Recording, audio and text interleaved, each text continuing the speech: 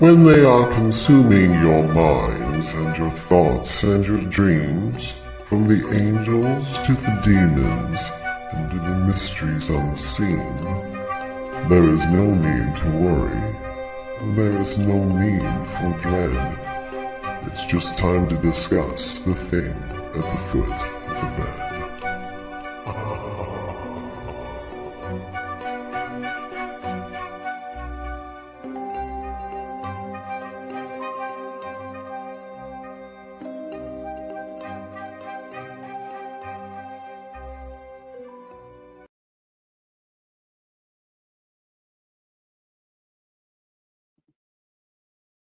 And if you're just tuning in, you're listening to 105.3 and 107.7 out of the beautiful city of New Orleans, Louisiana, to the thing at the foot of the bed. I am one of your co-hosts, and my other is beside me. But you're also listening to UFO Paranormal Radio Network. Otherwise, Dave, I don't know, we got a little feedback there. UFO Paranormal Radio Network, otherwise known as United Public Radio Network, or just UPRN. I see we're all in the chat. Yes, I see your comment, Howie. I'm going back to the hats. I used to wear them all the time. I have a pile over there. And then we had another show where somebody else was wearing hats that was female. And I thought, looks great on them. I'm not copying, but it's just me now. Back to the hats. Anyways, I am Lorilei Potvin, a Canadian clairvoyant medium, crystal Reiki energy healer, Akashic Records practitioner, spiritual teacher, and mentor, and registered nurse. I am also the host of my own show, The Angel Rock, here on UFO Paranormal Radio Network on Monday nights from 6 to 8 p.m. Eastern Standard Time. And what do I want to tell you guys? Hang on. Sorry, guys. Thanks for being patient. Had to restart the computer. I know what I want to tell you. Don't forget to check us out on Roku. We are streaming there tonight. UFO Paranormal Radio Network has their own channel for TV. So how you find it, you're going to sign into the channel store. You're going to look for UFO space P as in paranormal. That was an interesting noise. There's going to be a drop-down list. You're looking for UFO space paranormal and United Public Radio, all in the same title, and that's us there, so you can watch us on TV. We're also streaming to you from multiple platforms. So if you'd like to join the chat, we got quite a few people in the chat this evening. We're going to call them out in just a bit. So if you want to join in the conversation, I understand globally, and yes, United Public Radio Network does go out to every country in the world. How cool is that? This network's been around 25 years. And if we're not streaming live, which we do multiple shows on this network, the archive server is going. Anyways, if you want to join in the chat, you're going to head over either to UFO Paranormal Radio on Facebook and YouTube, or you can go to my wonderful co-host, who I'm going to let him introduce himself in just a second. But David's YouTube, which is the Spirit Experience, he's also streaming in his group by the same name on Facebook. You can also join in the chat on my YouTube channel, The Angel Rock with Lorilei Potvin, as well as my Facebook profile. It's public. And we're streaming to you from Canada's Most Haunted. We are streaming from UFO Paranormal Radio. And I think that's it. There's a few other channels, but those are the ones that are the easiest to find. I think I've remembered everything. I probably forgot something, but I know I'll remember and I'll bring it up. So Dave, introduce yourself. Then we're going to say hi to everybody here. Hi, everybody. My name is David Hanzel, and I am a spiritual medium. This is Carmel. Hello, everybody. I have our other co-host here. This is Murray. Murray. Oh, what is that? What we call Murray Bonesman or Murray Peterson? Murray Peterson, because my son Justin was at the last second when I made a sign. He's the one I talk about. He's my adult son that lives with me. He has severe autism. He's a little doll. I just adore having him, but I should. I'm his mom, right? I do have a second son too, but he's adult and lives on his own. Anyways, he was going to name him Pete because we have a year-round skeleton that sits on the dog kennel downstairs, and we dress him for occasions, and he's Murray. So I think you and I, Dave, decided to call him Murray Peterson. Well, also Justin decided Murray needed a hat. So that was the other thing. And I said, Justin, I don't have time to do brain surgery. So his hat is kind of in spirit behind him. Next week, he'll be wearing a hat. And I got to talk about next week, Dave. And the week after, we're on the UFO Paranormal Radio Network. So we are partying it down. Halloween Party Central. So here on the thing at the foot of the bed is our Halloween show. next week, right, Dave? Live. That is right. And then on the Angel Rock on Monday night, October 30th, last year, I had a show on Halloween night. And David was with me. This was the start of all things super cool and amazing. He was on the week before that and Halloween. And that's when we said, we got to do a show together. So this is why we're together. Well, we've been friends for years. But anyway, yes. So the Angel Rock's having a live Halloween party on the 30th. And then, and I still have not got the invitations together, I have the go-ahead. It's official. The network is having a Halloween party. I believe it's during Sean. My brain always goes blank when I think of things, but Sean's regular spot on Tuesday night. So that's going to be the network Halloween party from, I believe it's 8 p.m. Eastern Standard Time. Monday night, I will know for sure, I promise. And there'll be things posted all over social media as well. So we're going to get as many hosts as we can. We used to do panel shows on the network. It is so much fun. So make sure you dress up, grab your beverages, favorite snacks, because we'll be doing the same. And we're going to be talking all things scary and spooky. It's going to be a lot of fun. Shall we call everybody out here? We got lots of peeps in the chat here. Yeah. Well, mostly it's me. No, I love you. Well, no, I'm there. We got Howie. He's tipping his hat. He says evening all. And whoops, I was scooted along here too fast. He says, I am a fan. Dedicated I am. Yes, you are. And I'm going to give Howie a shout out because he has the amazing Rift Nation Network. Make sure you check it out. He's got multiple shows and hosts on his network. David and I have been on Howie's own show, The Orion Effect. And I've been thinking about this. Spirit's been nagging at me, Howie. We've talked about it in the past, but I need to have you at least on my show for sure because you have never been on there yet. You always support us. So we're going to have you on. We'll see what happens maybe with Halloween. We'll figure maybe post-Halloween, but we'll figure something out. You are right, David. You are in here. You are all in the chat here. I see you. We've got Dem Rogers. I'm going to give her a huge shout out. I met her because you guys know I follow true crime, and I'm going to give my favorite channels a shout out. I always do. First of all, there's Grizzly True Crime with Gisela K. She's from South Africa, and she broadcasts out through the Netherlands. I think she's been one of the fastest growing true crime channels out there. She started very sadly with the sad case, not that it's sad that she started, but the sad case of Gabby Petito.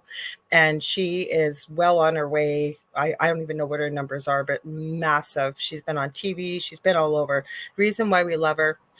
She focuses on the victims and their families. There's no drama in the chat, and she sticks to facts. She breaks things down, legal documents, you name it. That girl spends hours, and she's so dedicated. So be sure to check her out. Secondly, and Dem Rogers is over there as well. We've got to know each other in the chat. I love Surviving the Survivor, and it's hosted by Joel Waldman. He has his mom. She made her triumphant return last night, almost 80. I think she is 84 years old now. I think she said her birthday's in August. This lady's sharp as a tack. She is a Holocaust survivor, and people love her. Joel gets a little sassy with his mom sometimes, but his hashtag is best guests in true crime, and he definitely has them. So please be sure to check these out because you guys know I always give Ellen Greenberg a shout out. Sorry, Dave, I know I'm yapping lots, but I got to do this. This family really needs your help. Ellen died over 11 years ago, and her death was labeled an unaliving by her own hand. Now, anybody who takes, you don't have to be a true crime follower, you take a quick look at this case, and there's something very rotten and wrong about this. And they, like I said, there is no way this poor lady died by her own hand. She received 20 stab wounds, 10 in the front, 10 in the back, and I mean upper back and into mid-chest. I don't, as being an RN, I can tell you I've never run into somebody unaliving themselves by their own hand by stabbing, especially, and this is the part I focus on because I think it is so important. This lady sustained 2 of the deepest and worst wounds to the back of her scalp after she died. Now, unless, I don't know, Dave, I know we talk all things paranormal, but I can't see that happening. So the reason why I mention this is her parents, Josh and Sandy, they're getting it. They're elderly. This was their only child, and they have been fighting tooth and nail for the past 11 years to get the cause of death I would say removed, and the case reopened would be the best case scenario, but at least they would be willing to accept cause unknown. And there are a lot of crooked things going on with this. And so if you want to check it out, please do. They need your help. This happened in Philadelphia. You can check out gavinfish.com. Surviving the Survivor has covered this. Gisela K from Grizzly True Crime has a whole file on it. Check it out, because this family spent over $500,000 trying to, get some justice for their daughter, and you can't blame them. Thanks, Dave, for allowing me a few minutes to talk about that. Oh, you're good. You're good. You're good. Hi, Brandy Reader. When the other people, do you want to say hi? I've been talking too much here, so let me highlight. We got Nicole. Hi, Sandra. And Sandra. We got Brandy Reader. Brandy. I saw a name in here I wanted to call out. I went too high. We got Heather Cooper. There was a Sylvia. That's it. Sylvia H. Hi, welcome. Did I miss anybody, Dave? You're faster. No, I think you got everybody. If I missed you, let us know. And like Dem Rogers says, yes, that case is so sad. And no, we're not talking about Ellen tonight, but Dem Rogers, you're not always here at the beginning, and I appreciate you being here, because I know Surviving the Survivor is live right now, so I really appreciate you being here. But I always mention Ellen at the beginning of both my shows, because my heart breaks for anybody that's a victim of crime, but especially this family. It is just so wrong what's going on, and it needs a spotlight shone on it. Not that I'm going to be the only, or we're going to be the only ones shining that light, but we need to. Yeah. So, that's what she said, Dem Rogers. I'm sorry, I misunderstood you. She said I meant now, not tonight. Yes, I was definitely talking about Ellen Greenberg. Definitely. So, Dave, where are we going with tonight? I have a ton of videos. Oh my gosh. Well, we could do the videos. I wanted to start out with something, and because I had, and I don't know why I didn't do the research on it, but we're going to do some trail cam footage and talk about. That's what the videos are. Yeah, that's what we're going to talk about tonight. But I sent you another one. I don't know if you want to play it. The last one I did it was one on the rake. And there's a rake and hit the ones I've done the research on the rake, and I'm very sad and sorry to tell you I was not happy with the research. But the video that I sent you, I already debunked that video as they showed it, and they said this is a real rake. It left no footprints in the snow. It was CGI. It was easy to debunk. That the one I showed you, the one I sent you, that was easy to debunk. Okay, but what did you find that the rake was? Because I think that this is the question. That's what I have. I did all the research. I was doing research on it, but just because I did research, do your own research on these things. But I was curious about where it came from, because I have never, ever heard a story or anything about it before the rake started happening. I never heard about it. And I'm one of those guys that as a kid, I loved ghosts and monsters and all that. But this creature first gained popularity in 2005 when a user on the 4channel board X Paranormal posted a thread about it. The thread asked users to create a new paranormal entity, and the concept of the rake was born from the collective brainstorming of this community. The name itself is most likely refers to the creature's long claw-like hands. And then an incident in 2006, and Creepypasta made it real popular because a family had saw the drawings or anything, and they have a big elaborate story about a camping thing and all this stuff gone wrong. So it was put on a few YouTube things, and that's what brought up the popularity of it. Now, I will say, and a few independent films brought more popularity, but even as this states, it's important to note that the rake is a fictional creation, is not based on any actual folklore or mythology. I was going to say I couldn't find any anywhere, but something Lorilei and I talk about, which I have to put out there, not that I'm trying to defend it. If it's not real, it's not real. But like they just said, a collective of people came up with a drawing and started adding stuff to it, and started talking about it all the time. And then people started making more stories about it, showing pictures of it. When this happens, it's very possible that something called a tulpa can be formed. So, which means that for me, the rake then, if all that is true, the rake is a tulpa. That's what I think. Yeah, is a tulpa. That's what I think too. So if people may be seeing something, so I'm not going to sit here and I am never, I can't deny that people do stuff because I see some crazy stuff. So I can't sit here and be the guy who's going to go, well, okay, so I watched your video. Is real. But yeah, I like the rake videos because some of them are really actually entertaining and some of them kind of make me go, But the one I showed you, I debunked right away. That trail cam footage. No, I'm going to argue with you because I downloaded that one.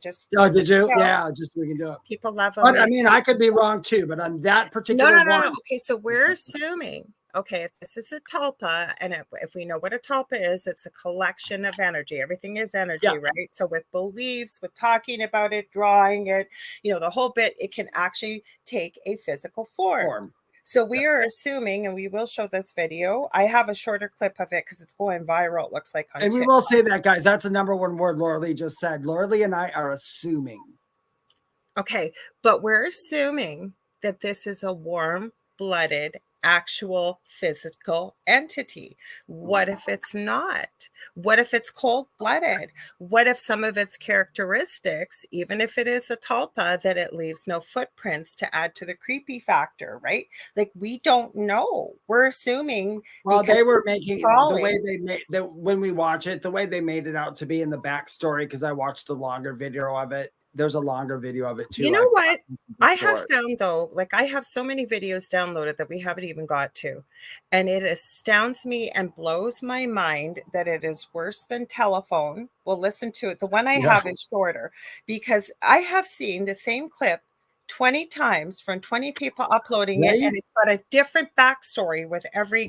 Oh, I know it sure does, and it makes it more confusing. So for all you people out there who are like us, I love monsters. I really do. I'm a big monster, whether they're real or not. I've just always loved the monsters. I've always felt bad for most of the monsters.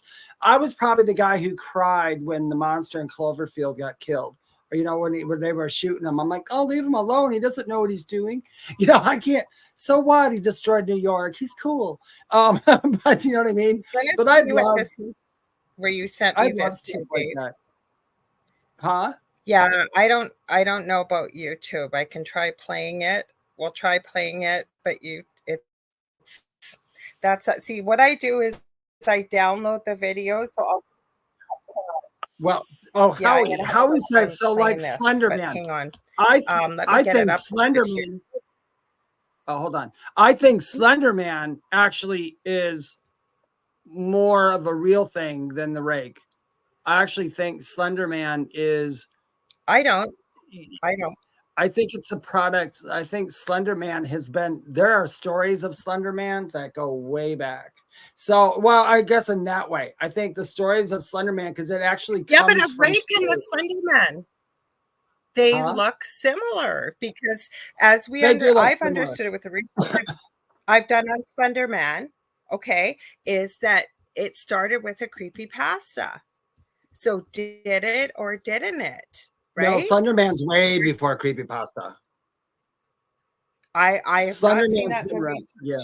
I have not seen that in research. Slender Man. I knew Slender Man back from, gosh, I was real young. Probably like 15, 20 years ago, even longer than that. Yeah, it wasn't recent, Slender Man. Wasn't recent. Yeah. It started, it wasn't 94, but it was early, it was late night. It's even before that. Slender Man, there were stories about Slender Man back in the 80s when I was younger. You're gonna have to share some stuff with me because I got some cool stuff about it. The rake, where I have seen a lot of rake stuff, and there's a lot of videos. Now, is it a rake though? There's another one. There's a screenshot of the most creepiest face, again looking like a rake, usually creeping around in the woods. Same thing, South America. Always. Have you seen that video where the guy, hears something crawling on his roof, and it's like, and you hear click, click, click, click, pound, pound, pound, pound, pound, and then he catches it, and it's huge. It's naked, flesh colored, but its head is not round. It's kind of longer, and that was what they were calling the rake. So, well, you know what? I got what you mean because of the fact that, you know what I did notice? Mm-hmm. Let me see if whenever somebody comes up with a rake video, some of them all look similar, and then some of them will look nothing like it, and they are always looking different. It's not consistent in what it looks like. It's kind of like the Wendigo isn't the Wendigo is more consistent, and that actually comes from American Indian Native legend and lore. Yeah, but legend. It gets twisted too. With it does. Skinwalker. Yeah. And every paranormal team is out there, seems to be looking for the skinwalker, finding the skinwalker. But what I listen to, no, I can't vouch for the validity of these stories. But when I'm doing resin and stuff like that, I'll put on, it's Lilith Dread, or the first, I don't know if they're partners or what they are, but Donovan Dread. And people write in stories. And they're starting to show a few pictures. Now, the pictures that they put as a thumbnail, they're fake. They're fake, the house, like fake. But, they share stories people send in that they don't even know what they've encountered, but you can tell by the sounds that they talk about, or the color of the eyes, or what it looks like. Like, it really paints a picture in your mind. Now, do people really send these stories in? I think they might have, because they're pretty original. They might. Some people might send them in. Heather asked, isn't the skinwalker the same as the Wendigo? Well, it just depends on who you're talking about. Yeah, it does. It really depends. That's absolutely correct. When you look it up, I've come up with different things when I looked it up. Although I can tell you this, I, for one, am really bored with the skinwalker videos now, because every one is somebody, it's hollering like a baby, it's calling my name, it's a skinwalker, blah, blah, blah, blah, blah. But I don't think they've ever looked up the origin of what a skinwalker is, back with the folklore. I found it, so I don't have to play YouTube. I don't want to play YouTube if we don't have to, because they're going to give us a hard time. Hang on. It's the same video, Dave, but it's just a shorter clip. That's okay. Let's give it a watch and then see what happens. Okay, I'm trying to find it. I just found it while we were talking here. Okay, where did I find it? Below the red videos. Hang on, I'm finding it, guys. I have so many videos I sent myself. Okay, below the red videos. Okay, did we find it? Give me one sec. Trail cam catchers. Now, they're calling this a humanoid. They're not calling it. Hang on. I gotta upload it here, guys. Give me a sec. They're calling this a humanoid. They're not calling it the rake, right? So that's why. Oh, why are you not in there? Did you stop? Hang on, guys. It stopped playing here. I gotta upload it again. Share screen. Yeah, they're calling it a humanoid looking thing. They're not calling it, which is weird, right? Like, why are you guys? Well, that's actually smart of them to do that. Yeah, but what I'm saying, right, it goes back to exactly. So this video is going viral. I seen it about 10 times as I was searching for videos. I just went to TikTok because they're fast, they're quick, and I can download them. And everybody was calling it a different thing. Everybody had a different story. I think humanoid is a better term for it. But hang on, let's get this playing here. I want to get it on the screen. Hang on, I got to take my glasses off. Oh, here we go. Howie's got all kinds of information for us here. I'm going to go back. We'll get back to that after we play the rake here. Oh, hi, Sandra. I didn't say hi to Sandra. I know you did from us, but I wanted to say hi to Jonathan. That's who I wanted to say hello to. Jonathan Keithworth is here. So hang on. We're going to add it. It's on there. Good. Okay. So what I do, guys, is I'll start it, and then I got to make it bigger. So, because it's not very big, and you won't see much at the beginning.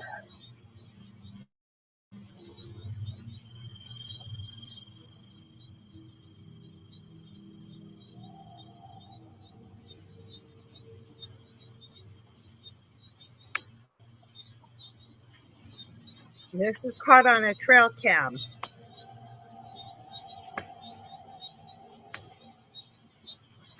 I think they slow it down.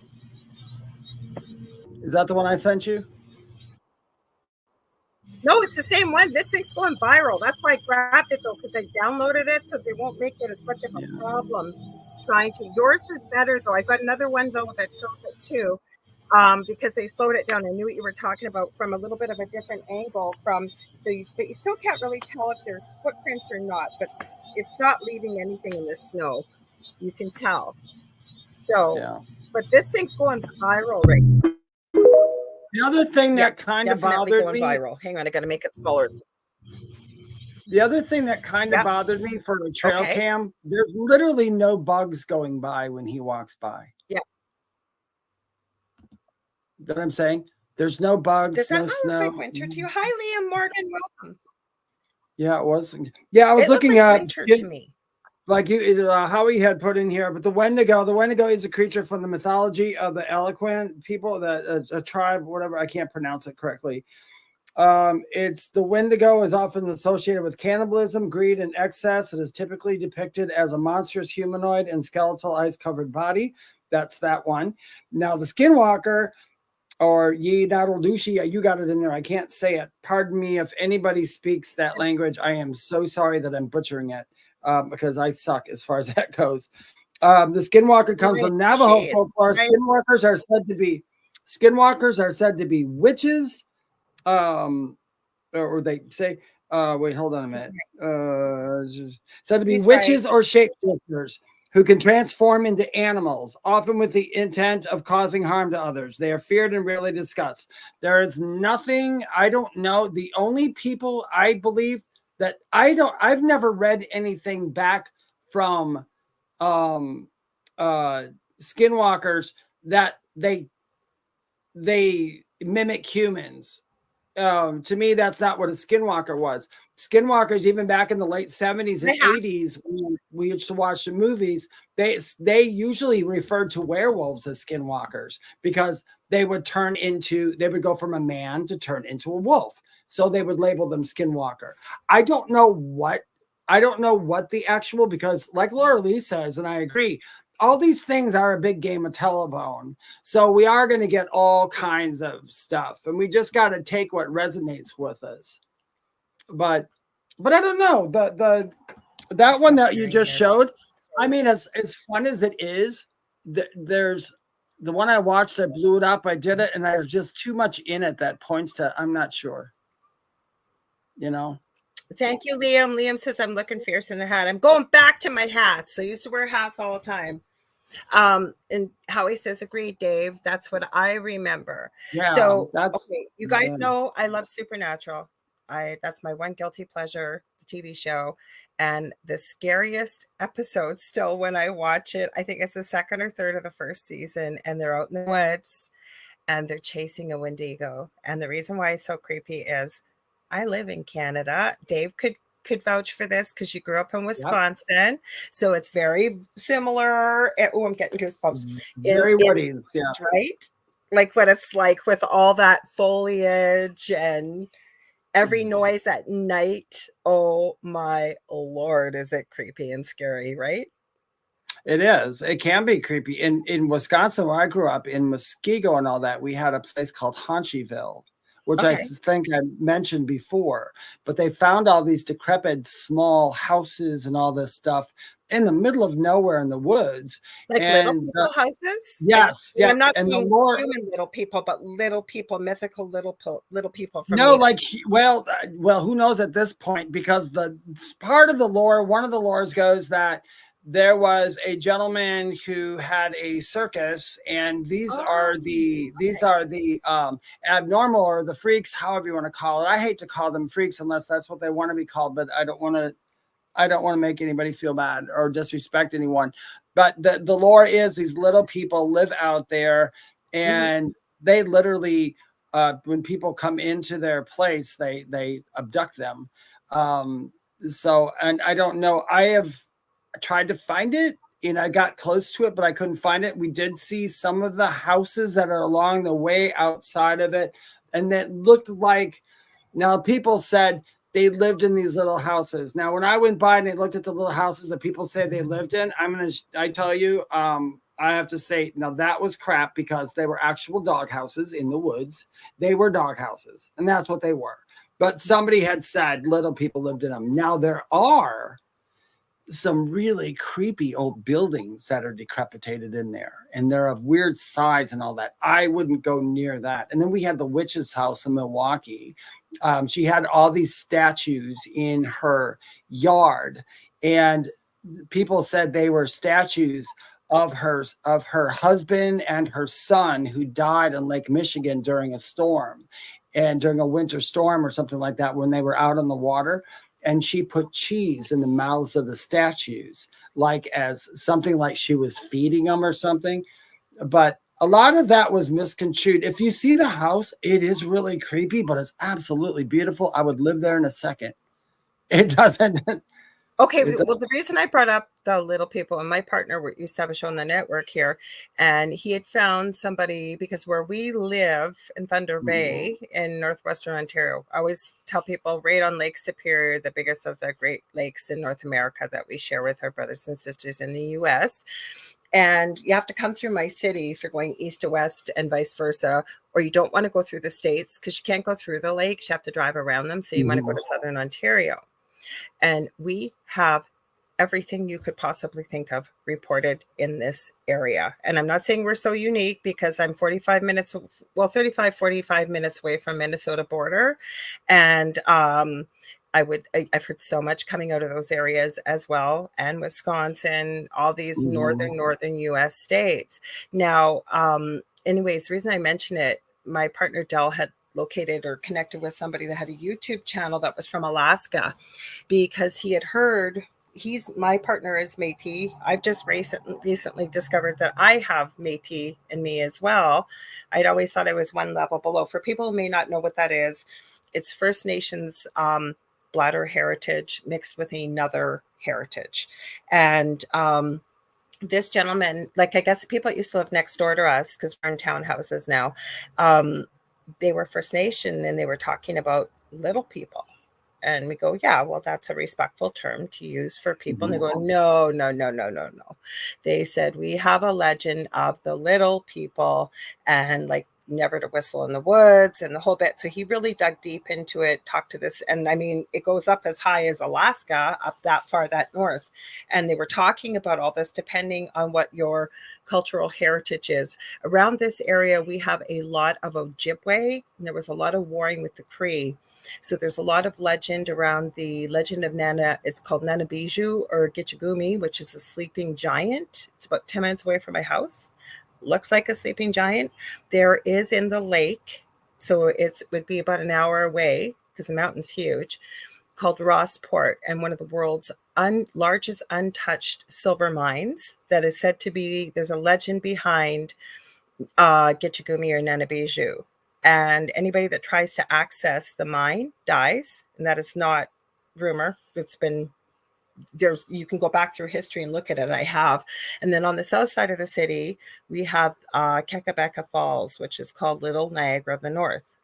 And it has to, these two stories are connected. One of these nights I'll go over it. I've done shows on it before, but the reason I mention it is, so there's little people, there's Bigfoot, there's UFOs, there is so much paranormal. I've talked to people who have come through the city that do the paranormal, have said the same thing. I'm not sure if it has to do with the First Nations heritage and belief systems or what.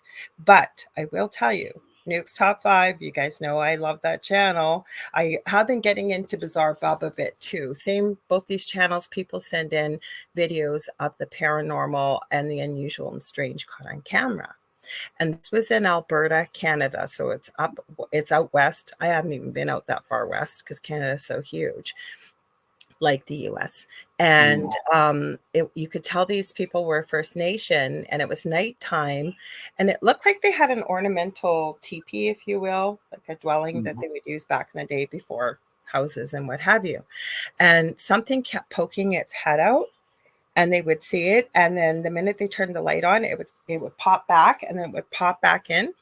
I don't know. Have you heard about this too, Dave, with little people? No, that's interesting though. That's why I was asking you, little people, and I was trying to say, sorry, I have a bit of a delay, you guys, because little people is a respectful term. Yeah, I know little people is respectful, but I didn't want to make it out like the Haunchy people were little people. Like I didn't want to. Now the weirdest thing there that I have seen in the woods, and I will never ever forget it, is me and a friend of mine, Bob. We had left somebody's house. We were driving up to the cabin in Wisconsin, And in Wisconsin, where we were, it was I can't remember if it was called Marshfield. I can't remember. We were in literally the middle of nowhere. I mean, and in Wisconsin is scary enough because that's where like the people, yeah. Look at the serial killers that came out of Wisconsin. They literally tear people's skin off. Yeah, Dahmer, Milwaukee. Gein, all those people. Oh my God, in the woods. Oh, was Ed Gein there too? I forgot. Yes, that's right. And so was one more too. I can't remember who it was. Yeah. But I saw we were driving, and if you've driven in the snow, obviously, Lorilei, but if anybody's watching, if you're ever driving through the snow and it's like super dark and then little street lamps, you just see all the little snow coming at you with your headlights, and it's really heavy. I was in the passenger seat and he was in the driver's seat. As we're driving, this huge like ball of light came like straight towards the car, and it like literally made us both go like this. And it came right up to the hood, and then it went off to the side of the car, and it just kind of with us for a second and then took off. To this day, I remember we both sat there, and he stopped the car real quick because we stopped. We were so scared. I'm like, what was that? He goes, I don't know. I'm like, was it an owl? You know, even back then, I'm like, I'm trying to find what it is. Maybe it was an owl. I don't know. You know, but it wasn't an owl. Owls don't glow like that. But to this day, I don't know what that was. That's creepy. I will never forget it, though. I will never forget. Want to hear a positive, creepy snow story? Want to hear? Yeah. One? Okay. So when I hurt my back, I was a visiting nurse, and I used to go out to, I had an area in the city, and I had a lot of the rural community. And I was 5 months pregnant with my first son. And I was whipping along this back highway road because, I mean, they didn't give you travel time, and you had like sometimes 13 people to go see, and I had to get to an intravenous in the home. So I'm whipping along this road. I'm in the middle of BF nowhere, and it's so bright, like you can hardly see. That's the other thing with snow. If you've never seen it, it's like diamonds flashing at you. There was no signs. I don't know how I did it, whether it was pregnancy brain or not. There was no stop signs or anything. As I'm driving, there was a crossroads I should have turned to. No signs, nothing. What do? Drive right down into an embankment. My car is like this. I had no cell service. I bought my own cell at that time, thank God, because they never gave us cell phones. And I'm going, what am I going to do? What am I going to do? So I open the door. Remember, I'm pregnant, and I went through hell and back to get pregnant with infertility and you name it. Not that any child is important when you're pregnant, especially. I try to get the door open. As I go to try to stand up, the window, the snow has gone up to the window. It's that high. So I close the door, and I'm going, oh my God, what's going to happen? Like, am I going to freeze to death? Like, I really don't know what to do. I don't even know if I can get up this embankment, and where would I go to? I'm in the middle of nowhere. Like, where would I walk? So the only thing I can think to do is sit in the car. I'm not getting religious on people here, but I prayed. And I kept hearing, at this time, I didn't know that I was connected to spirit the way I know now. And I kept hearing, turn your car on, back it up. And I'm arguing. We all do this when we hear spirit. We're clairaudient, right? And I'm arguing in my head, this isn't going to work. I'm going to get deeper stuck. And I kept hearing, turn your car on, put it in reverse, and back up. And remember, I'm like probably like this in deepest snow ever, no winter tires. I did it. I kid you people not. It was like something was at the front of my car, just pushed it right up the embankment, and I came out without a scratch, without anything. I've got goosebumps right now telling you this story. To this day, if you don't believe in a higher power or angels or what, or your guides, because I should have froze to death and never gotten out of there. And it was like nothing happened. Don't you love that? That's such remarkable. I do. He said something about, I was just looking up the death finger. Okay, because Howie says this. I want to read this because he goes, I'm going to be, he's going, I'm going to be quiet because he's going to lead us down a path. You guys know we're very audience directed. So you guys, we go where you want. So let's read Howie's question. Do you want to read it or comment, and then you can explain it? Well, I tried to look it up. There's literally no folklore. Okay, but we need to read it for people listening, so I will. You heard the same myth here in Virginia from the Powhatan tribe, or it's the myth. It's a myth. It's called Death Finger, and I'll get to your comment, Liam. Yeah, the tribe is real. I know that the tribe is that's real. That's real. But I'm trying to look up a Death Finger in the tribe. Is it called something else? Possibly. Probably in a native name. Yeah, probably in a native name. I think that's the translation, Death Finger. I'm going to look it up right now in a different search engine I use often. Now, it may work, it may not. For those of you that may want to try it, sometimes they can get all kinds of stuff on. It's called You. I asked my 4D AI. Well, I was just going to say, yeah, I use you.com. What is the Death Finger? Is it Death Finger legend? I'll say legend of the, sorry guys, I'm typing this in as we're going. Powhatan tribe. Okay, let's see what comes up. And it may be one of those things that it's not meant to be talked about, people that aren't within that culture too. I've seen that happen. Oh yeah, it might be just within the culture and not in mainstream. Because I think now, how many people who are watching right now? I have something. What did you get? Okay, the Death Finger legend is not a well-known or widely documented legend of the Powhatan tribe. It does not. Okay, so it's not saying it's prominent or significant. Hang on, I'm going to go because there's a whole bunch of stuff. It says. I got that same thing. Yeah. Okay, so you got almost that same thing. Yeah. Yeah, they're going to say the same thing, but let's keep going through I'm going to keep going through because it gave me a bunch of. Yeah, they keep saying it's mythical, but I don't. You know what? It may not be mythical. It may be one of those things that us known as the, not being racist here, but the white people that we're not meant to know about this. Yeah, well, it does say here, which I do agree. A lot of Native American tribes and the Powhatan and all that, a lot of stories are passed down orally. So they don't need to be in the limelight. Their stories, they know what the stories are. They believe the stories. They know what stories are true and what's not true. But it was really what is the Death Finger? Agree. What is the Death Finger, Howie? I want to go down the Death Finger rabbit hole. Or the finger hole.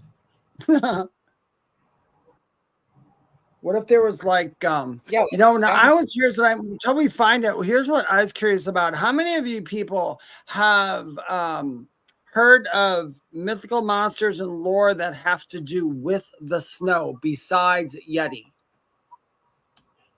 Does anybody have anything? Because I was wondering. The snow? Oh my gosh, we got tons.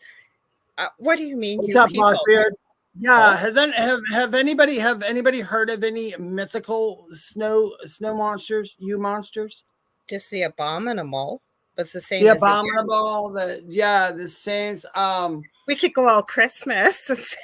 Yeah, Krampus. I love Krampus. I mean, you're talking about Krampus. I love Krampus. Speaking of that, I have bought this for Christmas. It came. I showed Dave. I sent a picture, but I didn't wear it because it's not hot or cold enough. This is my Halloweeny ugly Christmas Krampus sweater. I don't celebrate Krampus, but it's got Krampus stuff on it. I should be doing some kind of Krampusy thing. I am German. Doesn't it come from Germany? I think it does. I was telling you in one of my messages, I have a friend from Austria. I don't know how he found me. And he is a paranormal investigator, but he speaks Austrian, English, and German. And he sent me a video. It was after Christmas last year, and he was telling me what Krampus really is versus what we believe it to be over here in North America, right? And then he got all the Krampuses to say hi to me. I'm not German, but I am named after German mythology, the Lorelei's or the sirens. And so he calls me that, Lorelei, instead of Lorilei. And it was really cool because all these guys were all saying hello in German, but to Lorelei. Yeah. Okay. I watched the Krampus film. I enjoyed it. There's a couple of them, but I like the one that came out a few years ago. So Howie had put up with the Death Finger is. Okay, well, let's not forget Liam's comments, and I know we got a whole bunch below. Oh, let's do Liam's comment, and then we'll move on. Yeah, because it'll still go with Howie. So you want to read it? Okay. Sure. Liam asks, as a child, when I would visit family in the rural mountains of West Virginia out in the middle of nowhere, it was very spooky at night. Lots of old abandoned shacks. That was the comment that was referencing when I was talking about the little people in the woods in Wisconsin who had the little houses, because it's when I see little shacks like in a certain order, if you can't, I mean, you should be able to go to the historical society in any city and look it up. And there's some historical societies that they go, oh, we don't have anything on that. And it's like, well, you know, those are out in the woods. There's nothing out in the woods. Yes, there is. I mean, I've come across that before. We have a pioneer village. I was just thinking of that since you said the historical society. I've brought the kids with their classes there in the daytime, but it is notoriously haunted. And it is out in the woods kind of, but it's set up. There's a bunch of buildings and old equipment and stuff. So Howie says, going to hush. That's the message I was looking for. Don't want to take y'all down a rabbit hole this episode. That's where I was referencing. Yes, we do want your comments.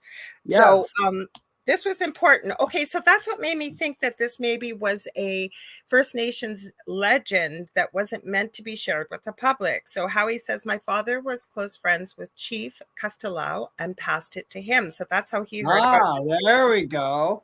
Okay, so yeah, it is orally as the data suggests. I gotcha. You want to read that? Oh, yeah. So the death finger was a legend of a little woman who had come take children away at the dead of the night. Oh, my God, I do the same thing. From their families. She would take them in some place never found. No, I don't take children. I'm kidding. That's creepy, though, those little stories. If you're a kid and an elder tells you, go to sleep, or the death finger might come and get you. Oh, no. I don't want that. My parents... Listen, my parents, because I grew up with, as a 4 and 5 years old, I was calling my parents upstairs all the time going, there's something in the attic. There's something in the. So I was hearing stuff. There was nothing anybody could threaten me with. I mean, what are they going to say to me? David, if you don't go to sleep, the boogeyman's going to get you. I'm like, he's been here for 6 weeks and he hasn't said a damn word to me, you know? So nothing would scare me on that thing, but that would. If I was there and you said it was in a hut, if I was in there and I was in a hut and I heard nails on it, I'd be like, all right, I'm off to sleep. Going to sleep. I believe it to be true. Okay. But I know that talking with quite a few different First Nations people that sometimes, yes, it would be passed down from generation to generation, something like that happened. But also sometimes it was to keep their children safe too, so they wouldn't go out into the woods on their own because there are many dangers out there. So hard to say. Now, Liam says there was a great Krampus film, but I believe you. So thanks for sharing that, Howie, because like I said, Dave and I both looked. We know not to use Google because, I mean, it's a great search engine for some things, but we're probably not going to find anything. Yeah, not much on Google. Hi, Susie Jones. She just got here. Liam has said Mom and Dad saw UFOs in these mountains hovering. UFOs now in the woods. I will tell you, I think there are more UFO sightings in the woods than there are. I have a trail cam that caught something that I don't know. Oh, cool. Mm-hmm. I went and tried to get a wide variety of things caught on trail cams, not just one thing. And this one, I'm looking at it because it was in Canada, I believe in Ontario, the province I live in. And it looks like this little critter is going along in the snow. And I'm thinking, that ain't no cryptid or that isn't any cryptid. That's like a beaver or something. Yeah. And then I noticed I think it's it'll be the right-hand corner. It's not very long. I'm not saying it. Oh, cool. So hang on, we'll find it. I did just want to cut because when we were talking about this, I thought, oh, this is a great idea. Why don't we do this? I went too high up here. I think this is the one. Hang on. Hopefully it is, guys. Give me a second. I'm going to use a death finger on my cats because Liam said I'm going to use a death finger next time I babysit. I'm going to tell my cats, you calm down or death paw will come get you. Yeah, the death paw will come get you. Yeah, I did. No, this is from Slapped Ham. another really good channel. People send in, he gets videos that people have posted and what have you. I never threatened my children like that. I never had to. Yeah, my parents So, never did either. They just yeah, would you say, "Go have to nice bed." parents. I know Yeah. they'd never, from what you told me, they would never No, do in something. fact, it's the other way around. I'm the one who would scare my parents. You would too? Let's Yeah. make Oh sure we're God. there. Yeah. I gotta add it. I knew I did. I knew I forgot something. Oh, there Well, we we got go. so many great comments here. Hang on, everybody. You know what I should remember to do before I start it? We're at the 1 hour mark. If you guys are just tuning in, you're listening to The Thing at the Foot of the Bed. I am one of your hosts, Lorilei Potvin, and my amazing, wonderful co-host and friend, David Hanzel, is my co-host this evening, with both of us doing this show together. And yeah, just wanted to remind you of that. And if you're just tuning in, we are talking all things spooky and scary because we are getting close to the big day, October 31st, Halloween. So we're looking at trail cam footage, different, strange, unusual things that have been caught. And the other thing I'm going to put out there, I always forget to say this. If you guys have something and you want us to try and play it, you can send them to us on Facebook Messenger or whatever during the show. I know other people have done it. Afterwards, we'll tell you how to get a hold of us, right, Dave? But that way, Yeah, we'll tell you how to get a hold of us if you want to send us anything, and that includes, I'll give you an email address. You can send anything to me. Well, just about anything. Okay, hang on. I'm going to play. When YouTuber and Vickers checked her trail camera in Caledon, Ontario, she noticed that it seemed to have inadvertently captured something rather. Right upper corner. Hopefully this is going to show. Oh yeah, the lights. When YouTuber and Vickers checked her trail camera in Caledon, Ontario, she noticed that it seemed to have inadvertently captured something rather strange.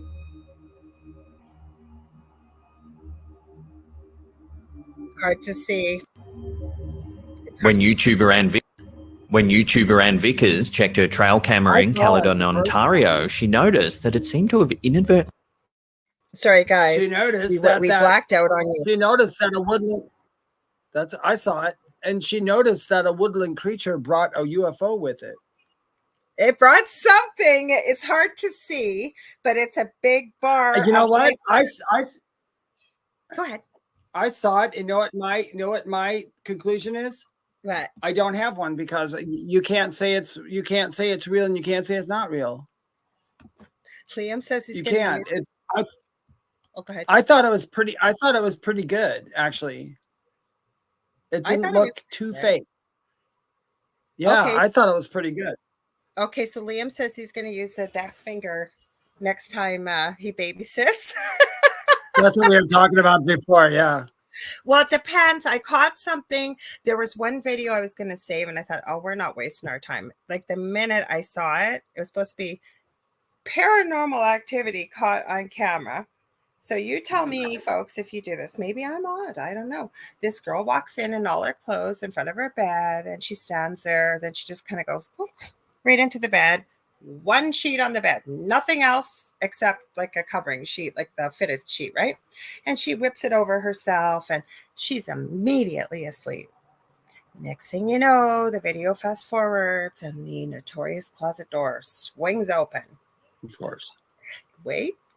Every classic freaking fake paranormal thing. Then, and they're claiming this is real. Then something comes out of the closet. You don't really see it, just a little bit of a shadow. And it grabs the corner of the one sheet and it yanks it off. It comes up over top like it's a ghost, takes one step and it goes poof to the floor. Then she's rolling in whatever the video fast forwards and she's laying on her stomach, kind of spread eagle on the bed. And I'm going, okay. And remember, she has all her clothes on.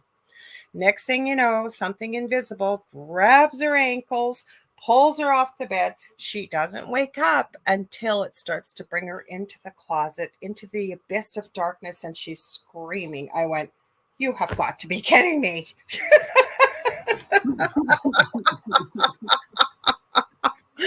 I thought, are you serious? Like, who is going to fall for this? I know, Dave, do you go to bed with all your clothes on with just one sheet on your bed, nothing else, like nothing? No, I don't. That's absolutely crazy. People, you know what? I was watching. I gotta say, the worst place to watch to get your paranormal stuff from that sucks is TikTok, because I one time, and I will never do it again. I went to the paranormal TikTok side, which is funny because I love the paranormal, but I hate when young people try to fake stuff, and it goes against all what we know. And it's like, you know how many kitchens I've seen with drawers opening now? It's like now when you see somebody goes, oh, I went in my kitchen, all the drawers and cupboards are opening by themselves. Really? Because there's like 50,000 other people having the same exact problem as you. And it's like, it's become not normal anymore. No, this is so fake. Like, I'm looking at this. I do go to TikTok. Okay. There's certain channels I follow, and I do try to be discerning. And sometimes I like to show fake things because I think it helps us, or those new to the paranormal or only been introduced, say, via TV, to have a discerning eye to be able to discern what to look for, why it could possibly be fake. But tonight, that's what you do. Brandy, if Brandy is still on here, Billy was really good. Billy and Star, and they're paranormal investigators, and I've that guy. I can't to any paranormal investigator, the person who sits and watches the footage and listens to it. You have every bit of my respect. People don't know how long that takes. Oh my God. And what they have to do. I would go crazy if I had to look for that. And I'm so glad there's people out there that do that. Like I said, I have so much respect for those people. Because they take the time and they go through it and they comb the evidence and they're really sure of it. I've seen some people, they'll get one EVP and go, hey, everybody, it said murder. Remember, listen, it says murder. And they'll say murder with it. And they'll keep saying murder until everybody goes, it is saying murder. And then they'll play it for somebody who they don't say anything to it. And they're like, I don't know, it's a grunt. Yeah. It's just like, where'd you get murder from? Mm-hmm. But so Lockbeard is here. We forgot to say hello. Hello, Lockbeard. And he's talking about the Yuki Onna, or in brackets, Snow Woman Chenu, man-eating giant.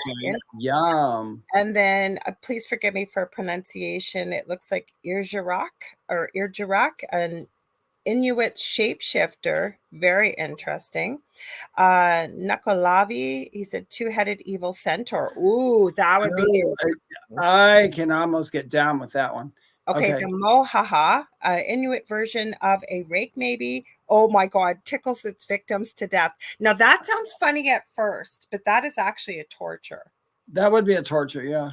Mm-hmm. So Dim Rogers, I don't know if you knew this or not, Dave and I have a problem with gnomes. We love gnomes. Yeah, we love gnomes. And the Barbergazi, a gnome with long white beard, huge feet, skis on their feet, and tunnels in the snow. Interesting. You can better believe if somebody comes up and has a video and says, we found this evil gnome in the woods and all that, damn well it's like, oh, I'm going to go be his friend. Because I love gnomes. I don't even care if they're evil. Hi, evil gnome. What's up? I have evil gnome footage. Because I download a ton of videos because I do the producing for the show.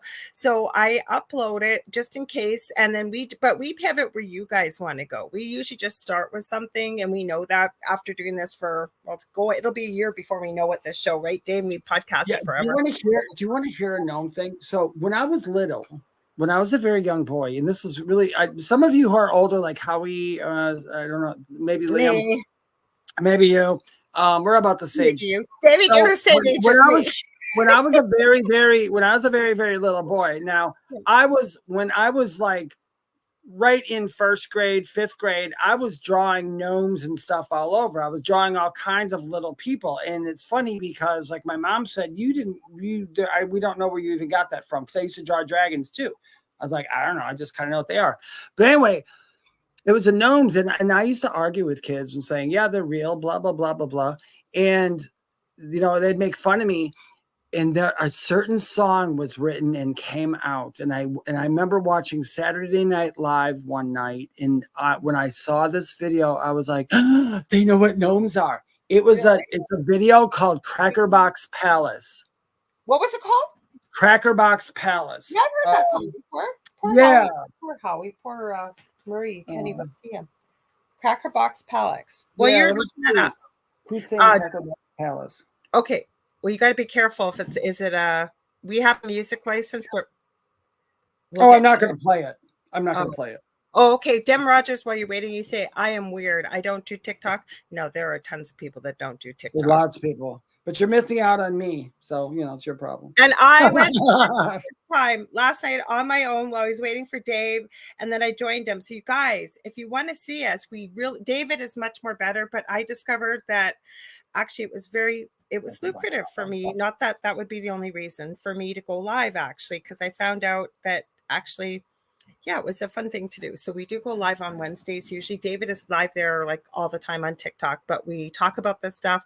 We do readings. We do all kinds of stuff like that. So, but we'll tell you at the end how to find us. So wait, I'm trying to, so Howie talking while you're looking that up, Dave.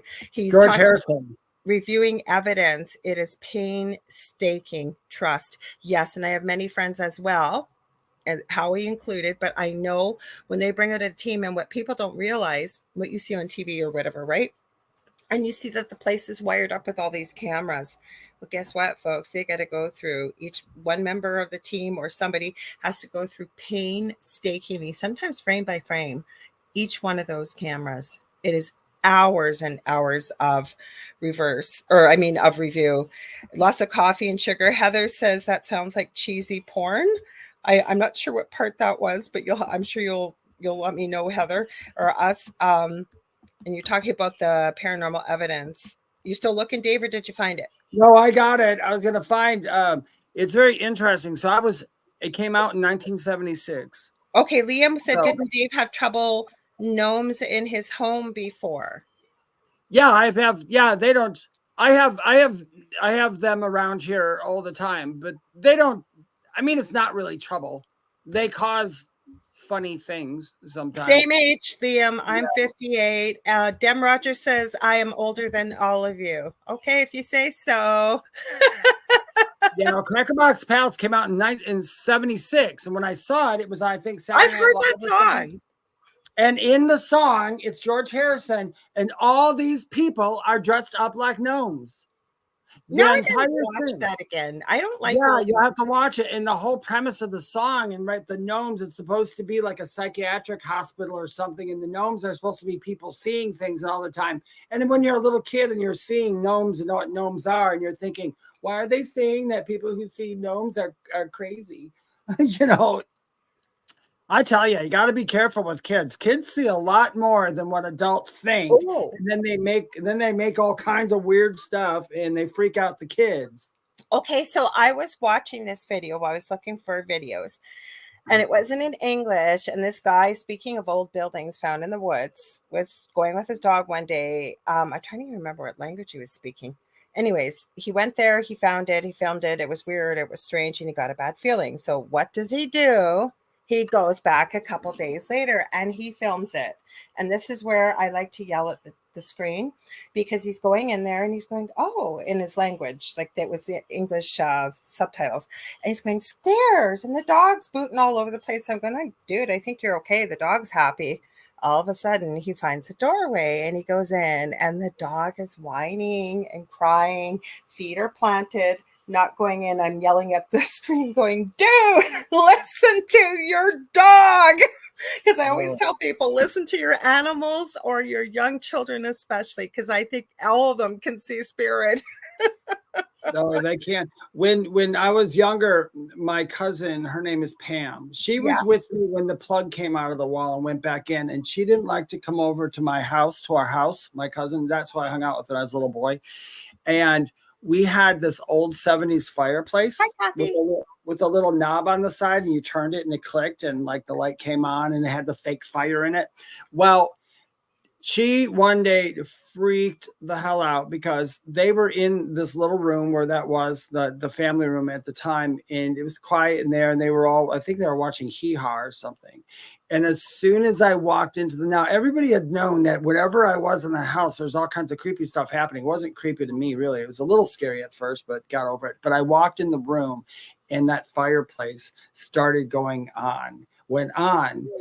That wasn't the scary part. The fireplace was on for a minute until my cousin Pam looks over and she goes, "It's not plugged in." And I hate when that happens. you want to know something? If you ever seen, there's like 5 of us kids in there, ranging from 14 to like 6 or 7. Everybody ran out of that room, and it wasn't stuff like that happened in that house all the time. And I'll never forget that. That fireplace was working until she yelled, "It's not plugged in," and it wasn't. It wasn't plugged in. We're like, "How is this going?" And the To this spirits day, are probably sitting there laughing their butts oh, off. they're laughing their butts off. Look at David. They probably, when me and her went flying down the steps, we were playing a little kids like photograph thing, listening to Peter and the Wolf, which was my very favorite thing to listen to on that. They had all the instruments in the orchestra as the animals, you know? Yeah. And we're listening to it, and all of a sudden, we're just, like this little kids watching it. All of a sudden, the plug comes out of the wall. Like, here's the wall. The plug comes out like that and goes. You see 2 kids. I don't think I touched a step with my butt because I think I flew down so fast. But that's what I grew up with all the time. After a while, it got to be old. It really did. After a while, when you're young, you're like, "Oh, stop it. So they're not hurting you." Remember, I've talked about this before. From the time the snow melted till the time it fell again, and we had just moved into our new home. Nobody had lived there. It had been built from the ground up, and every night, without fail, 3 a.m., I could not breathe. And I don't know if something was choking me. I was terrified to go to sleep. They eventually diagnosed me with asthma. It never happened again after the snow started to fall again. But without fail, 3 a.m. I swear to God, my poor parents never got any sleep. But I'm going to go back to, so creepy stuff has happened to us since we were little kids. I'm sure many people, right? And a lot of us put it behind us or think it was our imagination, but I really do believe kids can see spirits. So Kathy Hanley says, Cracker Box Palace is the 9th track on George Harrison's 1976 album. I wanted to add this part, and then I was going to mention something about the Beatles. So Dem Rogers says, "Wow, so cool. We are all close in age. Thought y'all were like in your 30s or 40s. Nope. Oh, thanks.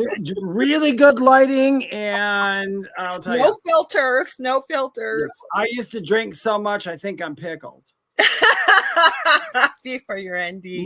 My days, my partying days back in the day. Oh, the fact that I'm sitting here right now is freaking amazing. Yep. He doesn't even look the same since like before his NDE. Yeah, I don't look like I used to. No, if you look at my old pictures, everything's different. I have seen pictures. I didn't know you then, but I've seen pictures. And if you had showed me that, I would not look at that and go, "Oh, Dave, there's you." He doesn't, maybe the hair a little bit, but that's about it. That is about it. Yeah. Okay. So speaking of the Beatles, I mean, and I hate the term conspiracy theory. I really, really do. I like truth seeking. There is so many rabbit holes you can go down with the Beatles. And I don't mean in a bad sense, because they got into very spiritual aspect of things, right? With Hinduism and yoga and all this stuff. And I often wonder, what did they know that we didn't, right? Well, John Lennon was into a lot of that stuff. I don't know. So is George. And then I know you guys are going to think I'm crazy, but the more I don't spend all time looking at this, but I really do think there is something to this Paul McCartney and Billy Sheehan thing, because I have seen a video clip, because again, my partner researches this kind of stuff, and we watched a couple documentaries, but the most convincing thing for me, long before deep fakes and Photoshop and whatever, there is Paul McCartney. He had been playing a concert, pretty old footage, I'd say probably from late 80s, maybe early 90s. And there's George Harrison there and Ringo Starr and their spouses. And they all come up to, and it's behind the scenes, and they don't call him Paul. They all say, "Hey, Billy, it's so great to see you." And they're shaking his hands. And so look into that one. That's quite a crazy story. I don't know if it happened or not. Never know. Mhm. Yep. Let's see. Where are we? The real Paul. Yes. Yeah, I don't know who's here now. People are still saying Michael Jackson's still alive. They still see Elvis in trailer parks. They still see all Oh, these people. So Nicole we has a never know. comment. Nicole We has never a know though. Speaking of dogs, Nicole says, I had a dog that would stand and growl at the door to our house. It would freak me out. It always happened when I was home alone after school. Dogs do that. I know. And did you know from the first book, one of the first books I read, which was what this show is named after, The Thing at the Foot of the Bed, which is a book from a little ghost stories and games. There's a section in it about they're teaching this. Okay, so this book was like when I was like 7, 8 years old, teaching kids how to see ghosts by looking through the ears of a dog. I Because the never heard dogs, that before. Interesting. it's it's in The Thing at the Foot of the Bed. It's they there's different things like don't ever kick a ghost and all this other stuff. It's a good little book, you guys. You should pick it up if you read it if you can. Well, I did see a clip, and I've seen it before, where this lady has this pit bull, and it's at the end of her bed, and the kids are in bed, and it's just her as the only adult in the home, and the dog apparently never does this. This dog was seeing something. It was on her bed, and she goes, I looked outside. I've checked her security cameras. There's nobody out there. This dog was just standing there with the hackles up. It would be quiet. Then it just would go ballistic and like be almost like stopping itself from charging. There was something at that door. I don't know what it was, but I always ask people when I'm working with them with, like, say they need a bit of paranormal help or whatever. The first thing I ask them, do you have pets or do you have small children? Because cats, dogs, I can't speak for other animals, but I know cats and dogs in particular. What are they doing? What do you see? And my little house, that little house where I lived in I remember Dallas, for this one. Dallas, North Carolina, where the light bulb came out. My cat Carmel, my cat Carmel's very cool, and every once in a while he'll scare me because I know this cat sees shit. But in that little house, he used to do something so it would always put me on edge. I'd be like, Carmel, stop it. I'd be in the family room and I would hear a noise. He had his own bathroom. It was like it was off my bathroom. There was like a little attic part thing, and there's a curtain over it, and that was where his box was. Well, he would go in there sometimes, and he would make noises that I'm like, that's not my cat. And then I would turn around the corner. I'd look over the corner down the hallway, and I'm like, Carmel, come here. And you would see him walking, and he would always, whenever I would hear the noises, he would walk towards me with his tail straight up, which is a cat sign for follow me. So it's like, whatever you want to follow you, don't bring it in here, cat. Stop it. It'd be like, but he would do that. Like he wanted it to follow him by me. And I'm like, no, nothing. Well, don't you remember that night, one night we were off after a show? We had just clicked end stream. And we were sitting there talking, and all of a sudden it sounded like bang, bang, bang, bang, bang, bang, bang, bang, bang. And I'm going, Dave, what the heck is that? And we were wondering. We went to check on the cats. They were fine. And somebody was shooting from the front of your sidewalk across the house. Remember that? It was right by the tree outside my window. That's why I heard it so loud. We didn't know if it was a ghost at first or what. Yeah. It was so I have heard rap. Yeah, it kind of startled me. I had heard rapping before from ghosts, so I'm usually like, but it was so loud, Lorilei could hear it. And God, it was so loud. And remember, we checked because you can hang out after you're done StreamYard, right? Like Dem Rogers in particular, you know how Joel, the host, always says to his guests when he ends a show, hey, just stay put, because you can chat afterwards, but it doesn't record it. So, because we checked just in case we would have caught it. But I get all kinds of stuff. So does Lorilei. You know what? I think it just makes life interesting, so I don't mind it.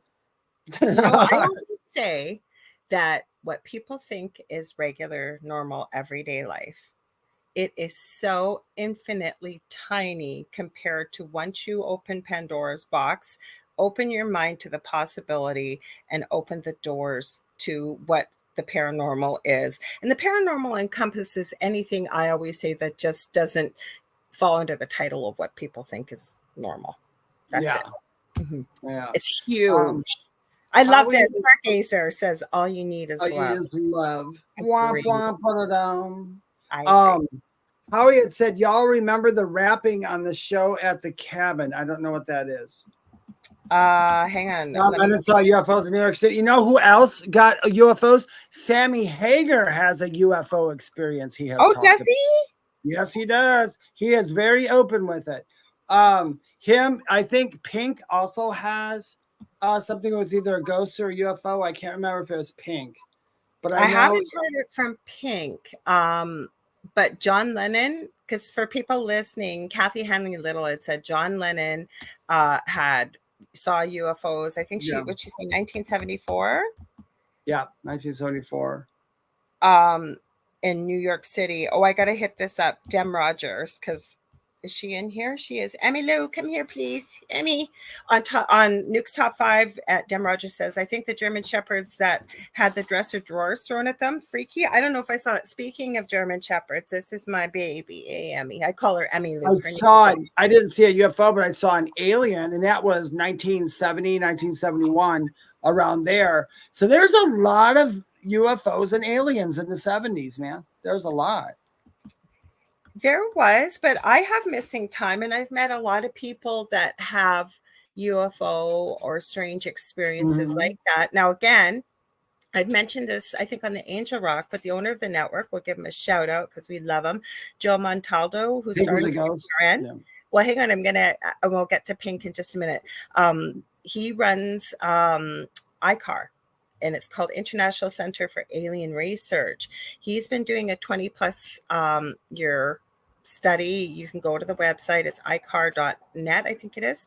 And he's studying Rh negative blood, green eyes, and red hair, because that set of characteristics did not exist in human DNA before 70,000 years ago. So with the missing time I've had, and I'm going to get to that point, just what you brought up, I blinked my eyes and I lost an hour and a half. I was miles away from where I was and in the opposite direction. I don't have red hair and green eyes, obviously, or Rh negative blood, but my mother has all three. So go figure. Your mother does? Okay, is that what you want me to start? Hi, Stargazer. I know. Oh no, she got it. Stargazer said she's pretty sure Pink was a ghost. Yeah, I thought it was a ghost or UFO or something. Yeah. You know where to look for it? It's your buddy, David, and we'll just leave it at that. Blink with celebrity ghost stories with Kim, and we'll just leave it at that. I won't say anything more, Kim Russo. But there's also another one where celebrities tell their ghost stories of, like, I know Vince Neil from Motley Crue. He's had a lot of paranormal stories. The girl from was it not Charmed? What was the one with the 4 witches? And back in the Witches of Eastwick? No, she's got like a Polish name, Kezia something, and she was the villain in it. It was 4 teenagers. It's not Charmed. It's something. Somebody will remember in the comments. She has quite a story. It's interesting to watch the amount of celebrities, and not necessarily A-listers, but people in the entertainment business that have had reported paranormal experiences. That's going to drive me nuts. Now I'm going to look that movie up. Oh, yeah, Liam, you'll have to leave the name. Liam says, thank you, Dem Rogers. Faruka Bulk was her name. I remember the name. I don't know what it was. A movie, and they were in high school, and she was head of the witches. And Faruka, she's very distinctive looking, and she ended up getting her just desserts in the end. So Liam says, yesterday I started watching a documentary on Rh negative blood and aliens. Oh, please either put the name down or send it to me, and I'll share it next time we're live. Yeah, it's for you. I gotta look this up. Okay, let me see. I'm gonna say ghost. Sorry, not ghost. Witch. Ghost Whisper. Nope. Movie. Teens. Faruzia Bulk. Let's see if I can find it. I remember this. The Craft. That's it. The Craft. Oh, The Craft. But you know what? I only like the original Craft. What? Where would that be from? Okay, didn't somebody redo it? Oh no, I'm wrong. This is from 96. Yeah, no, 1996. that's the right crap. Beard and Jackie Lane. Everybody's throwing it in. What do we think about Jack Osborne and his ghost stuff? I don't care for it myself. I watched a couple, and not that I'm not downing it, but Jack Osborne just kind of bored me, so I kind of turned it off. Plus the fact I'm kind of, for me, when a celebrity's kid who does a ghost show after his dad, who's a celebrity, is so big in the, you know, Ozzy was in the, you know, everybody associated Ozzy with the occult and demons. They have and a all new that podcast, stuff, all of them. and biting the ball. And I thought, well, I don't know, but I did watch a couple episodes. I just didn't get into it. Was it good? Because maybe I should watch it. I mean, I don't want. They have a new podcast. I haven't watched it. It's almost like a remake of the Osbournes back when they had the reality show. Sharon looks like she's fading away to a shadow. I think she's run into a Zempic personally, but anyways, I don't dislike Jack Osborne. Oh no, I don't dislike him. No, but what I meant is I've seen some of his paranormal shows because Dell has watched them. I don't think he's faking stuff, and I think he does dig. I mean, do I think he's? Yeah, I can't say I dislike him. Would he be my first thing to go watch paranormally? No, but say I ran into him on the street and I asked him to come on my show to talk all things paranormal, I would do it in a heartbeat because I think no, I'm not saying anything like that. But you know what? I would like to see a show where they have an actual people, not celebrities, not Zach Baggin crap, not these paranormal TV show people that already got their series. Careful with that. There's my boys that I love, Paranormal Nightmare. I love those boys, the Foreman. I watched a couple of theirs, and theirs was enjoyable because they were more real. Plus, they are there to help families. They never charge. They have not taken one penny in years. They've been through their own thing. Their last episode, and I don't think this was fake, guys, because what they'll do, Friday nights, they put an upload if they're going to. Saturday nights, they will go live, and they will show you while they're setting up and filming. I know Josh was in tears, and it didn't really mean anything. It was a name of a street that came up on the ghost box, and he was crying, and it was so weird because he's not a crier. And they started talking about it, and there was something evil they claim in the house. They were helping this family, and they go to help families. They just don't go there to investigate. They go there to help them, and there's follow-up afterwards. I have great respect for people like that. I mean, these guys don't even take travel or gas money. And the thing is, the street that was brought up through the ghost box was the name of their childhood home where why they do what they do now as adults. They had a horrific paranormal experience as 3 younger children together. That's why they do what they do to help people. So I had to throw that in there. I love my no, those are good. I wish people like the Zach Bagans and the some of those ones, they just need to take them off TV. I hated that show Kindred Spirits. I tried to watch it, but they capitalized off not finding anything to just discussing how it affects the family. I'm like, okay, don't call it Kindred Spirits. Call it Psychology 101 by amateur ghost hunters. You know, I didn't care for it too much. I mean, on YouTube. I'm sure they're very sweet and very nice. And I loved, me and my mother watched the original Ghost Hunters when they very first started, when they were the Roto-Rooter thing, and it was fun. I enjoyed it at the beginning because in the beginning, they would literally go in there and debunk everything. And I'd be like, why I didn't like them, because some people I think really needed help. And I get if they could debunk it scientifically or whatever, but there were some things I was seeing, living in an extremely haunted house myself, that I wasn't expecting them to say, oh, that's haunted. That's spooky. That's scary. I appreciate people that give truth, but I felt it was just a little bit too much dismissiveness. Like one in particular, I can remember the taps kept going on while they were in there, and they tried to explain it away for every other reason. And there was no reason for the taps to be going on. There was other things going on. So you could tell by some of the people's faces they were very disappointed because there were no further Well, ahead. I'm only talking about literally like the first 2 seasons of the whole thing. After that, and then when they started to go overseas and started to have all these extra people and go from house to house and just everybody I don't care for that. What was That's why I that? What was watch that? It's like, YouTube. oh, please. That's You why know I what? watch YouTube, guys. Like, don't get me Yeah, wrong. I'd really much rather watch YouTube, guys. No, but what I was going to say, like, I usually watch Twin Paranormal, and I will watch the Paranormal Files, and I give Colin a lot of credit, especially that guy puts out a 3-hour documentary I think the night is now Tuesday or Wednesday nights. And he films it. The only thing that drives me insane and is he screams every time something happens. He gets so excited, but he investigates with his dad, who is very calm, relaxed.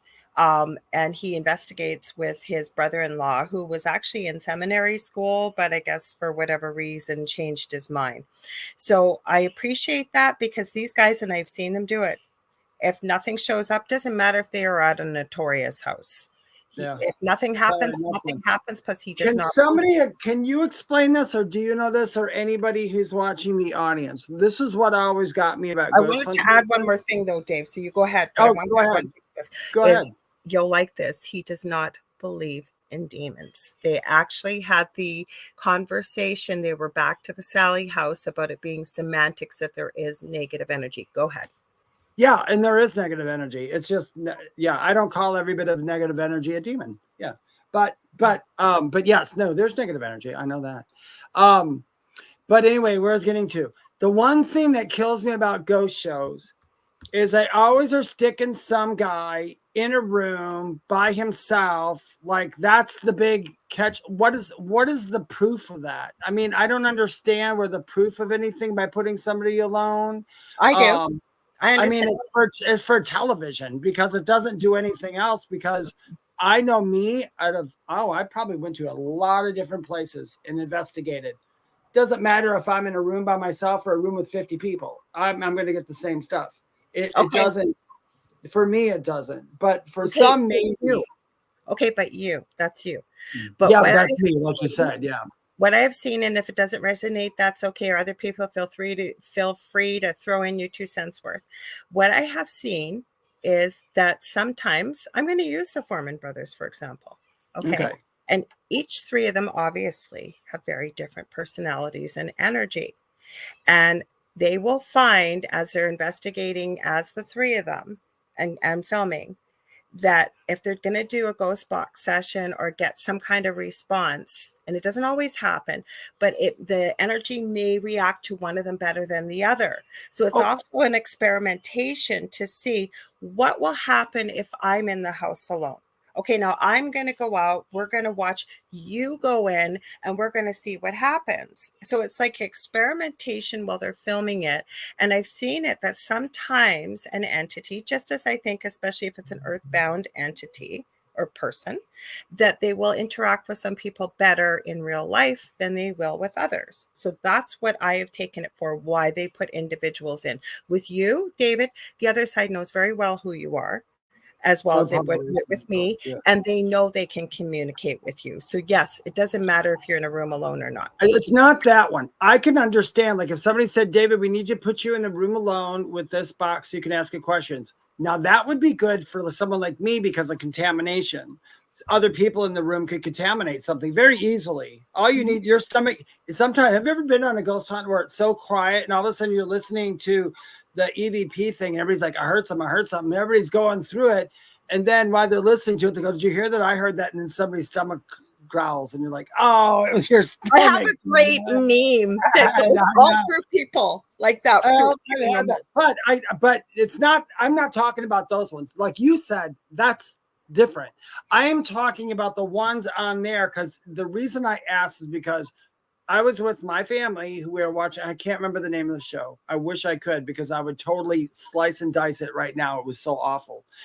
But the first thing they were talking about, they're going to put so-and-so in the room by himself. And my brother and all that, they're running around going, oh, are they going to put him in the room by himself? The ghost's going to get him. I'm like, Oh my God, that's what they want you to think. And nothing's going to happen except a guy going, what was that? What was that? What was that? For like 10 minutes. That's the stuff I don't like. That stuff. I don't like the showmanship of it. I But don't watch that stuff because yeah, it's that's not too real much. life. Yeah. It's They've like got they're a taking show. the credit. I think paranormal shows nowadays are literally sucking the credibility out of the paranormal. That's why I bring up sometimes, like tonight, we're having, I think, a pretty good discussion, people. We really appreciate your input and your thoughts on this. So thank you. But, you know, they've got a show to produce and there's expectations, and everybody thinks they're going to get rich making a show, putting it out there. So they think they've got to show something. And it's become so watered down. And my problem is, too, that's why I say to you sometimes, I think it'd be good to put a fake video up, because there are people out there, not necessarily who's live here, but may watch the replay or hear this, and all they've ever seen is the TV shows, and they expect that that's what the paranormal is. So I think it's a good learning opportunity to look at something obviously fake that you may see and why it's fake and how we can debunk it. Just my thoughts. We threw a party, and then I want to read Lockbeard's. Lockbeard, I was looking at that too. Lockbeard, that is so unbelievably yes. I agree. I'll read it in just a second. We did a and this is the weird thing. We hosted whatchamacallit, a paranormal Seance? thing where people came in. No, not a seance. People that go ghost hunting with us. And a lot of these people have never been on a ghost hunt before. Okay. Ever. Oh my God, it was the worst time. I was so angry because we had like 10 people every 3 minutes would go, I'm bored. Is there some place we can go eat around here? Where can we go? It was all night long. That's all you heard. And it's like, this isn't like TV. No, it's not like TV. That's fake.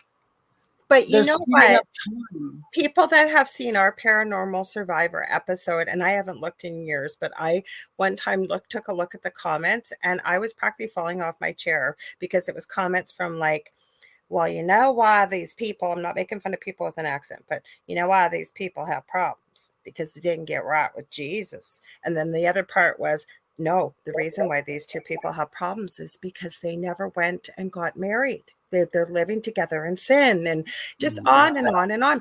Other people believing like everything we said in the episode was true, but the episode cut and sliced and diced and put stuff whatever way they wanted.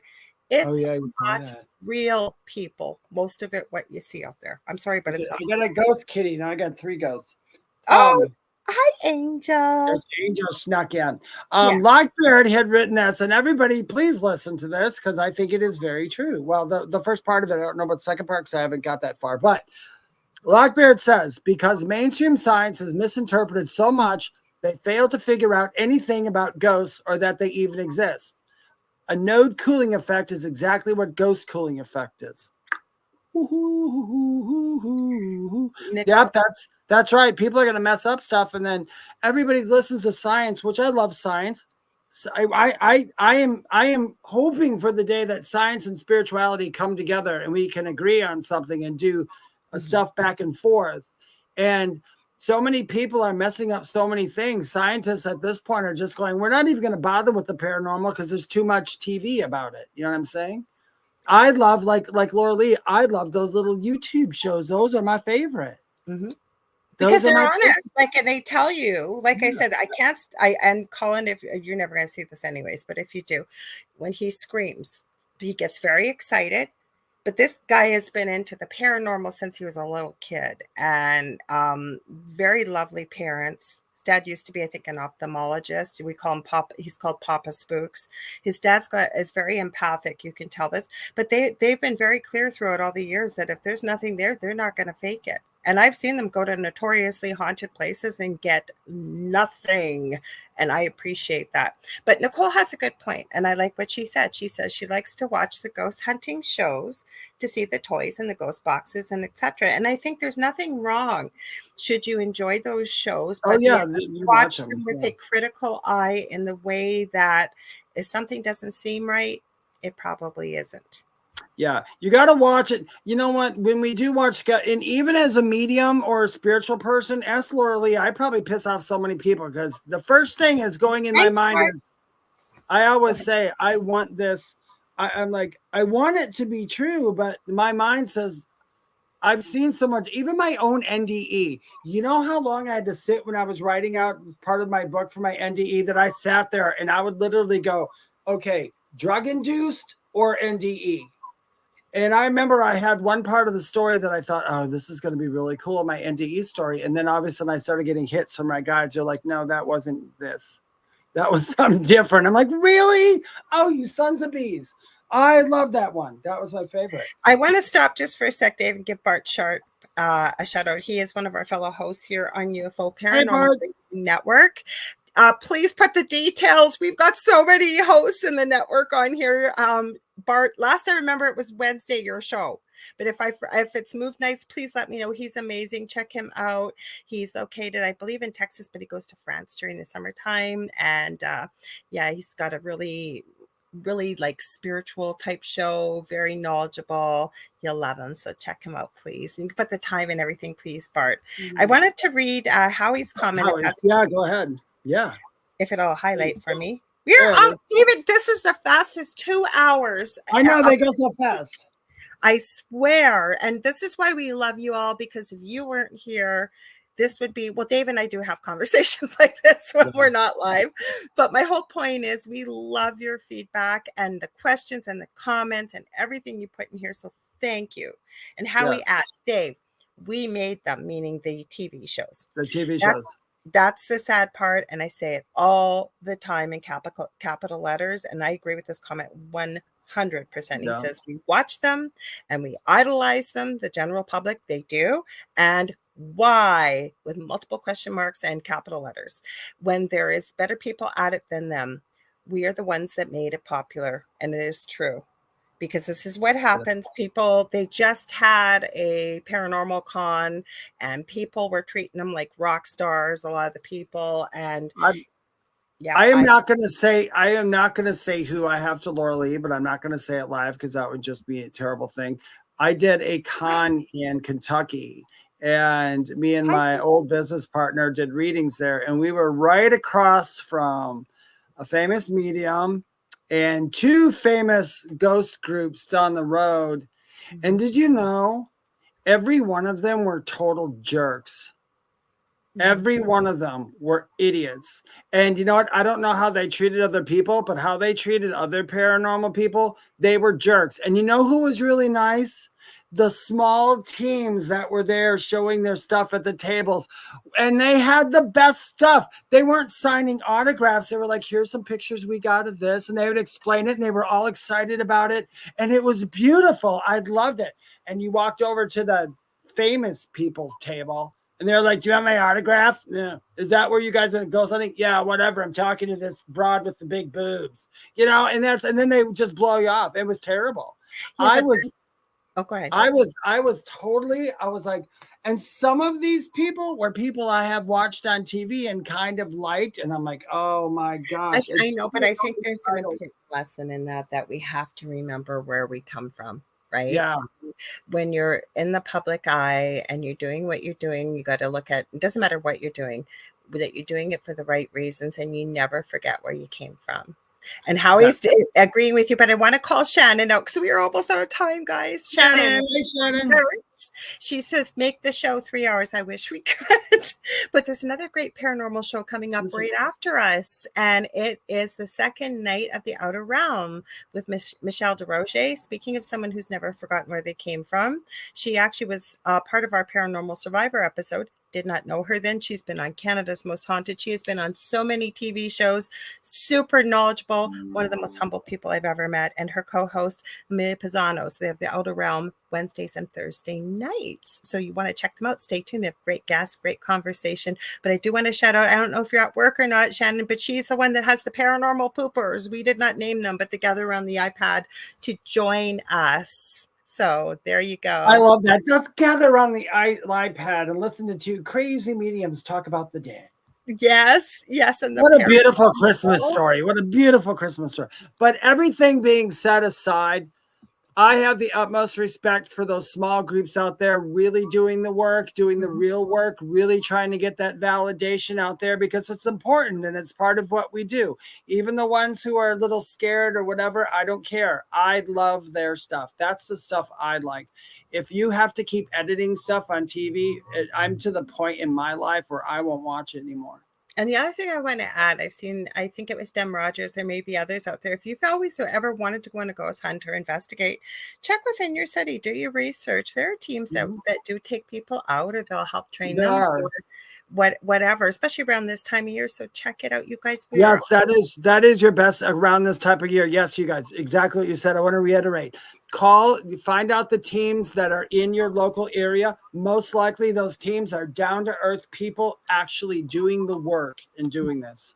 We are out of time, you guys. I wish it was 3 hours, but like I said, there's another great paranormal show coming up right after us. Like I said, The Outer Realm, so stay tuned.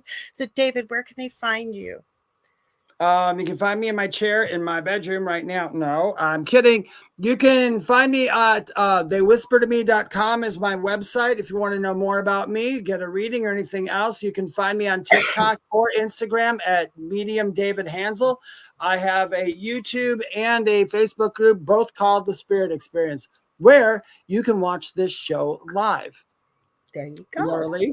There you go. So, and neither David or I will ever message you to do a reading or anything like that. We never solicit readings. We never solicit readings. So a DM from our names is not us. Yes. So Howie O'Dell says, and you can find great paranormal content on UFO Paranormal Radio. You indeed can. So if you ever want to get a hold of me to book a reading, I do energy healing sessions. I do mentoring and teaching. I do have a course coming up. We're running out of time. Dave and I talked a little bit. Both of us are going to be doing that separately, but different things. So we'll have to remind ourselves next week to talk about that. But we are going to have some paid courses coming up, not super expensive, to be able to help people if you want to learn more about this.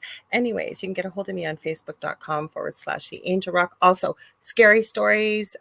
Z-Sun Dragon, Kevin, he's probably at work tonight. He sent in a bunch already. You got EVPs, you've got pictures. We got to talk about this week because our Halloween show is next Thursday for sure, and decide what we're doing. We may do a panel. I don't know what we're going to do, but it's going to be amazing. So stay tuned. Same time, The Thing at the Foot of the Bed, 7 to 9 p.m. Eastern. Also, I have two groups on Facebook, Paranormal University for all things paranormal and the Angel Rocker Tribe for all things spiritual. Stay tuned for the Angel Rock. As far as I know right now, I don't have a guest Monday night, so it's an open thing. More of this kind of conversation. And then the following week, the Angel Rock Halloween party. After that, the 31st, I got the go-ahead from Michelle DeRoche, who is our station network manager, and I got to get that out there in the advert soon, the next couple days. Anybody that can attend from the network, we're doing a panel party that night, so you want to stay tuned, okay? We love y'all so much. Stay spooky. There's Dem Rogers. Oh, what? Z-Sun. Here he is. I just say Z-Sun Dragon, and here he is. So you ready, Dave? Are we ready to do it? Let's try it. One, okay. 2, 3. What's at the foot of your bed? We'll try. Okay, you guys, stay spooky. We'll see you soon. Stay spooky. Send us your spooky stuff if you want us to cover it. We'll maintain your anonymity if you like. And if you are on TikTok, watch for us on Wednesday nights. We're usually live around 5:30, 6 o'clock, right, Dave? Right. Eastern Standard. Absolutely. And stay tuned for The Outer Realm up next.